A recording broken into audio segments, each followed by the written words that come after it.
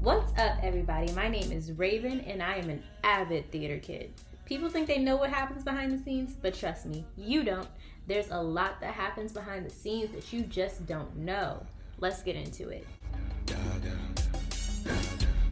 Alrighty, y'all. This is the first installment of the Green Room Diaries, and our topic for today is dress rehearsals and backstage drama. And my co-host for today is Mr. Jordan Smith. Okay, quick disclaimer about Jordan. We love him, and he just joined theater this year, but he's also a performer, so he can speak on multiple aspects of it. Hi, Jordan. Hi, how are you, Raven? I'm great. Quit. I'm gonna have to edit your laughter out because you're so loud. No, but it's funny. So we're here to talk about, obviously, dress rehearsal performances. Yeah. Can you define what a dress rehearsal is for you, and then I'll say what it means for me? So, in my experience, dress rehearsal is basically the rehearsal where you go full in costume. You try to time. If you have quick changes, you try to time that also, and mostly that's like the rehearsal before opening night. Well, for you. For me. Dress rehearsal for me was opening night. We'll talk about that in a second. But for in my experience, dress rehearsal is a week. It's when if you have music, you rehearse with the live music, because normally we had a pit orchestra. Rehearse with the live music. Get out the kinks of the show, but we're not stopping mid-show to go over any corrections. No, you just have to struggle through the entire show in full costume, like Jordan said. Get your quick changes down. That's what dress rehearsal is in my experience. And then you normally on the first night, from my experience, we would I'm talking from my high school experience, because college experience has not been this, which we'll get into. But for my high school experience, we would run half the show the first night, which would be Monday, and then dinner, and then run the first half of the show again, because there's normally an intermission if it's a theater show. And then the second night we would run the second half of the show, dinner, run the second half again. Then by Wednesday, run the full show, first act in the first half before dinner, second act after dinner, and then do the same thing on Thursday. And then Friday was our opening night normally. So that was my experience. I could never. But things are, to be honest, things are never really done. Mm-hmm. There's always something that prohibits the show from being as great as it could honestly be, or not ready by opening night. And it was an ongoing joke in Miss Donahue's theater. It was an ongoing joke. The show is never ready. Oh my gosh! Like she would say, "I wish I could say this is ready for opening night," but I don't want to lie to you, and I'm disappointed, to be honest, because I had a lot of expectations for you guys, and I don't think we're ready to perform. But people paid their money, so you need to. Oh my gosh. She would always say this, no matter how good or bad it was. Oh my gosh! Which was. You had a nicer one after my first night. My dance director, Mr. Ba, came up to us. Okay, he's like, "All right, so last night was terrible. A person in the audience called us." Emailed me saying the first night was terrible. Oh I was like, they emailed him and said, just so you know, it was bad. And she was a mother of an alumni. I was just like, oh God. I just want to say, some of the mothers of these alumni, they have the audacity. The audacity. Like, honey, it's not going to be the same since when you were there. You were there 30 years ago. It's not the same. I was like, and also it's a high school production. What did you expect? Yeah. This is the Alvin Ailey. Honey, Alvin Ailey, come on, get it together, get it together. But I at least had a dress rehearsal week. I remember teching for yours, Jordan, and I was like, they don't even have costumes. I was looking at them like, oh, you're in your African dance like wear. And the reason why Jordan is my co-host for today and maybe if you guys like him, the rest of the podcast. But the reason why Jordan is my co-host today, even though he's a dancer, is because not only is he in theater and we're filming a movie together this year, but the African dance, which were called Sankofa productions in our high school that he did, they were basically like a theater production because they incorporated narrative dialogue and characters had a specific name, like, and they spoke on stage. Quote unquote spoke. Yeah, he wanted to give an entire production, honey. Yeah, a production that didn't give me a costume until the night of twice. I'm crying. No, but like 3 times. Did you want to like talk about basically your dress rehearsal experience or lack thereof? So basically, well, I would say, first off, I did not like a lot of people, not gonna lie. It was just so much talking. It was the pause. You were trying to get your words together. I was. You didn't like people. I didn't like people. I want to say 3 people. Shout out to Eric. Love you, boo. And the other 2 people I can't remember. I'm crying. That's mean. Okay, but Eric. But Eric was one of 3 besties during dance.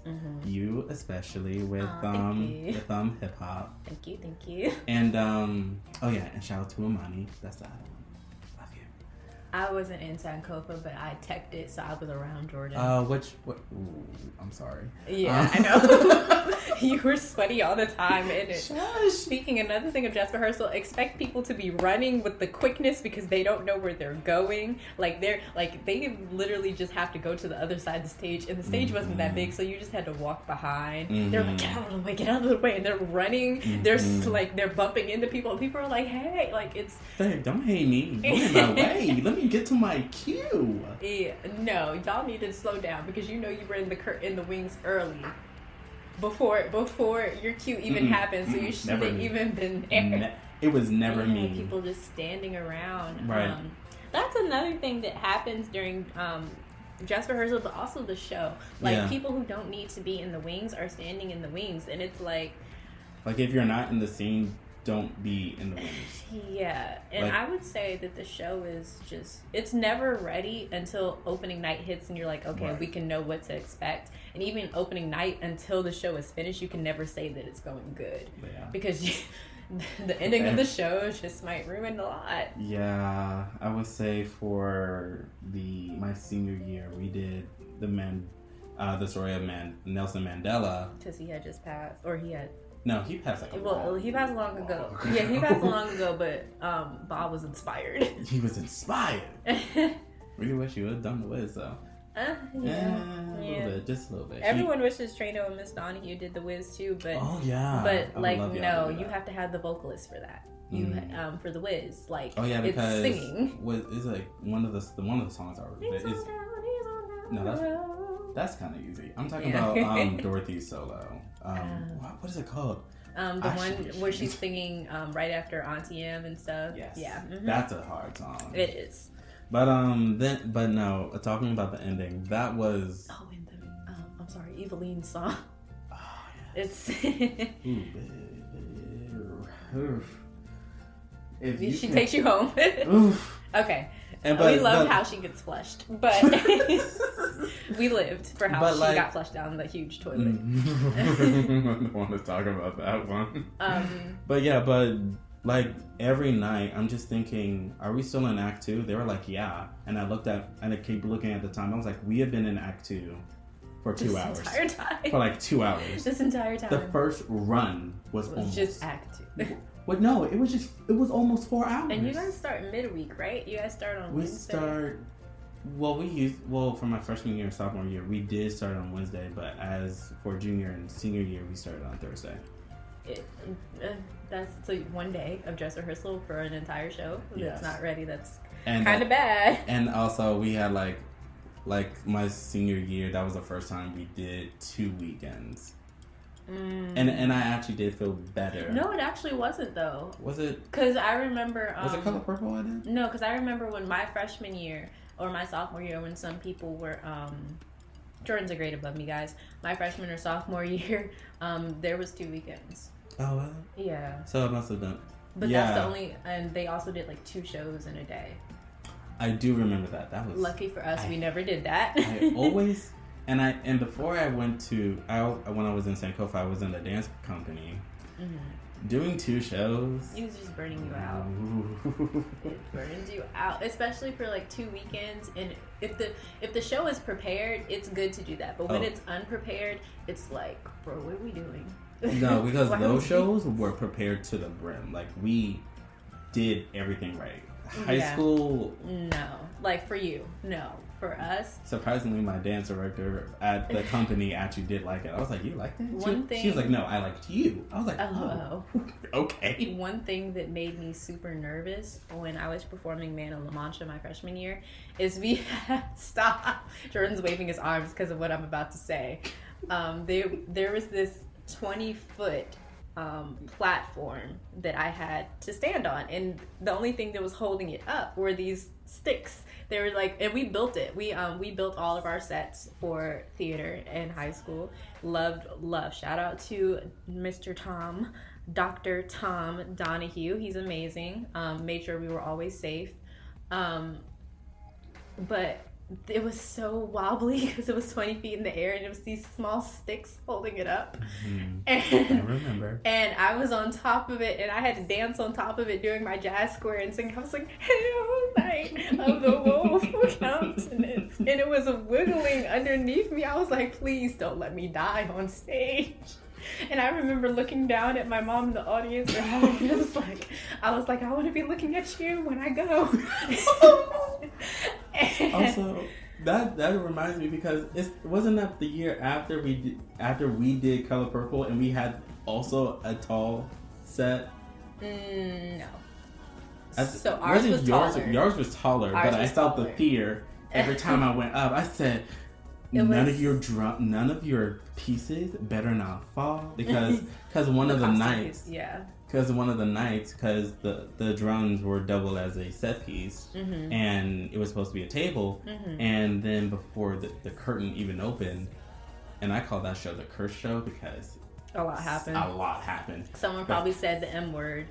If you guys don't know what the M word is, the M word is the name of a Scottish play that you never say during the time of a production, especially not 3 times, or else the production is doomed to fail. Proven fact, actually. But theater kid, fun fact of the podcast. I'll say that is the first time. Jordan and I did not know each other at that point, but that's the first time that he had actually seen me and not known it was me. Because Jordan came to support a former friend that was in the production, and afterwards he was like, "Who is that girl standing on a tall platform that's wiggling?" And I was like, "Jordan, that was me." Like, because we had talked about it a few months later. I was like, "Jordan, that was me." And you were like, "Oh, I'm glad you survived." No, because literally looking at, I was not paying. To be honest, I was not paying attention to like half of the show. I was just looking at the top. I was like, "Why is it moving?" Hopefully, no injuries were made, except for my production, because the railing up on top, the top platform, fell, and so did the drum. I'm surprised the drum survived. But what do you think? I remember Mr. Trano had to fix it. It was funny. I know, yeah. But he was complaining. He was like, "See, this is why I tell him no elaborate sets." And then the next year, it's the same exact thing. No, the next year was an elaborate set because Mr. Trano said, "I'm not building one for you."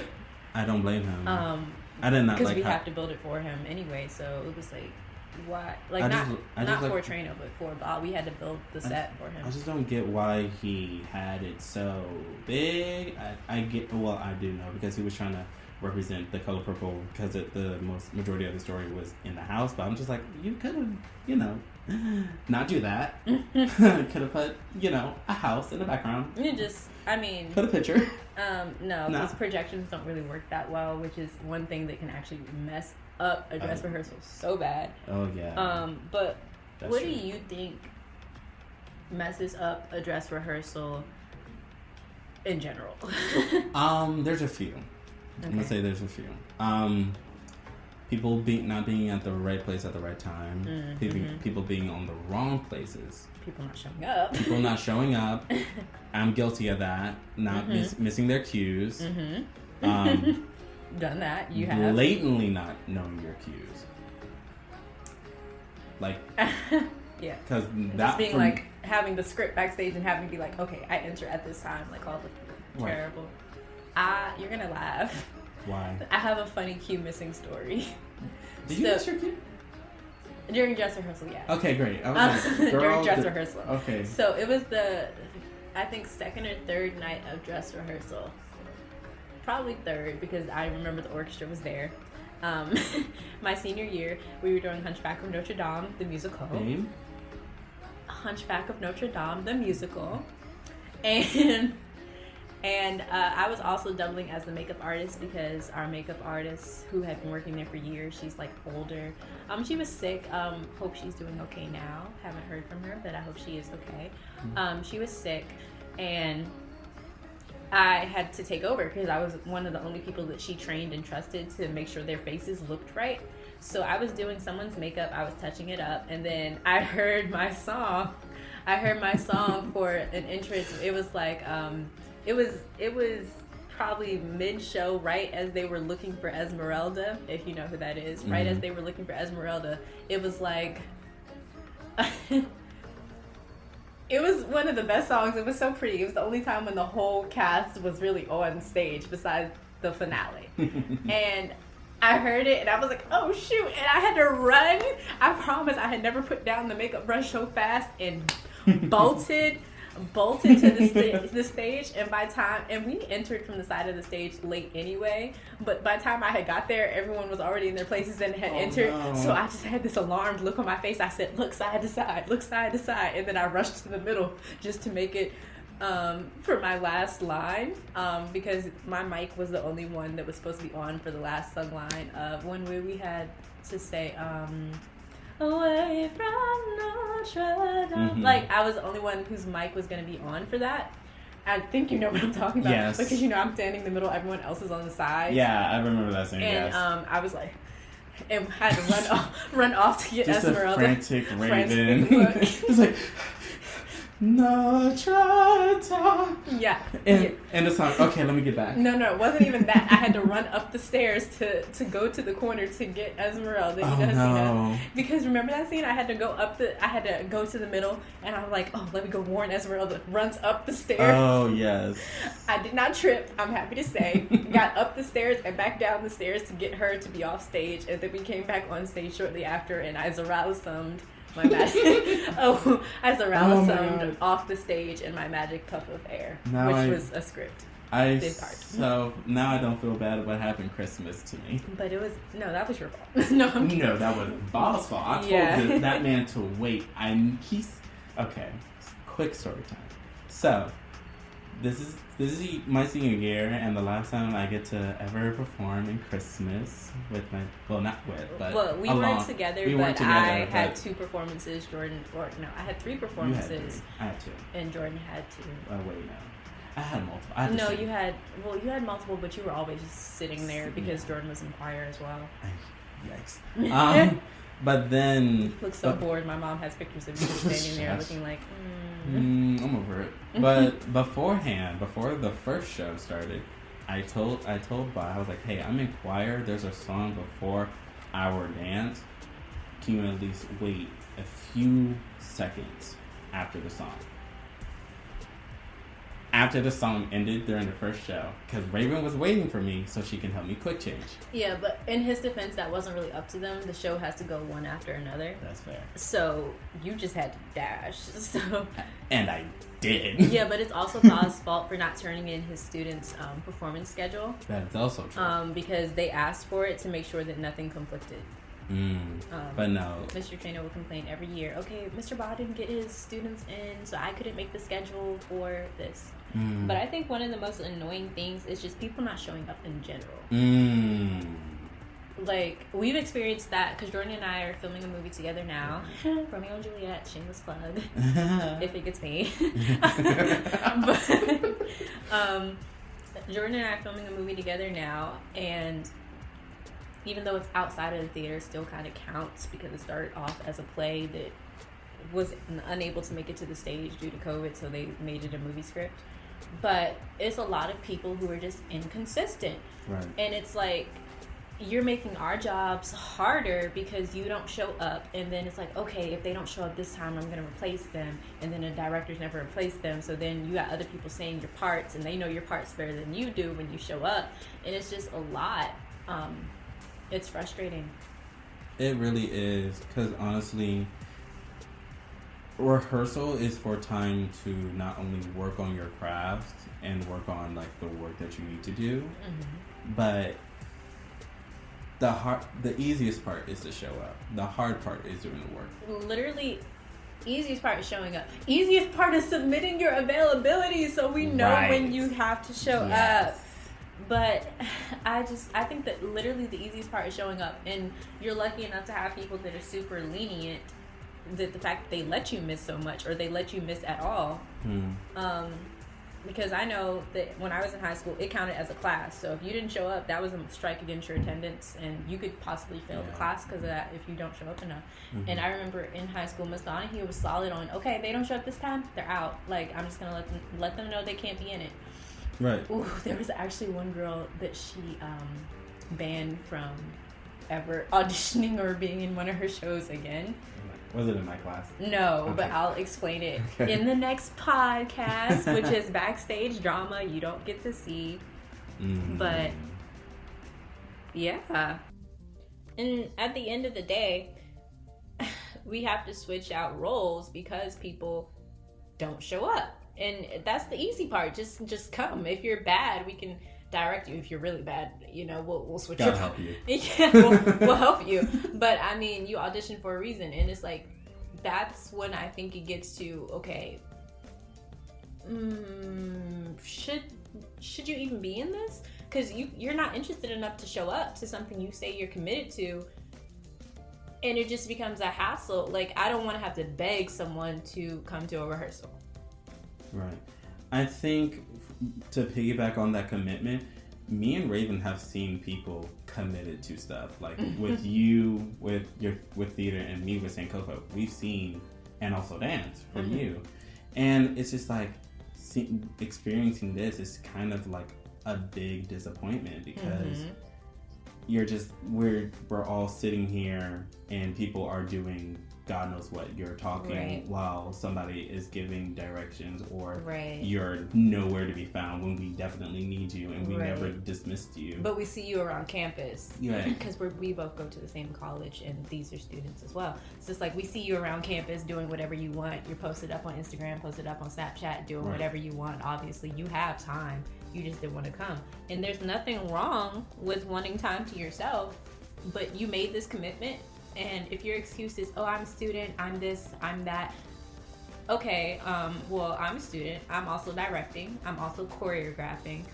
I'm also in other organizations on campus. I'm also running this organization. So at this point, your excuse does not measure up. Right. It doesn't give you an excuse not to be there. It just makes you look uncommitted. Right. So...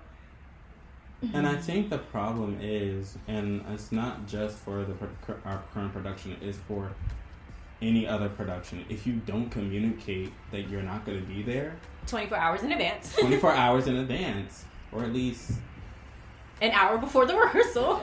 Yeah, exactly. If you just communicate, hopefully your director will understand. I had a dance rehearsal, and I felt really disrespected because I'm choreographing for this movie, and Jordan, myself, and 2 other directors showed up.